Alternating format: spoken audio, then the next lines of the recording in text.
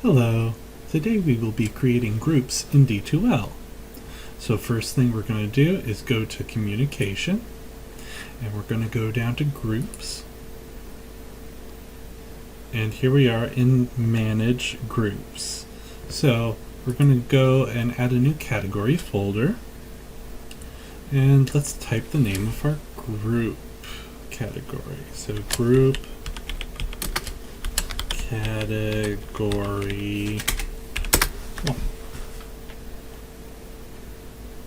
And we'll also want to enter our number of groups. And for this, I'm going to say, let's do 2 groups.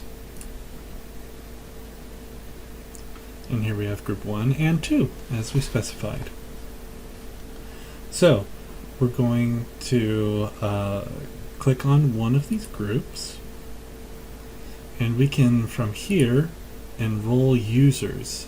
So in the actual application, obviously these will not be blurry, they will be real users.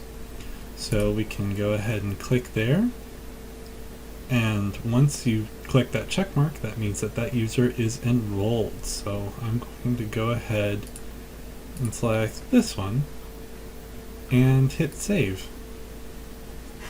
And there we go, that user is now enrolled.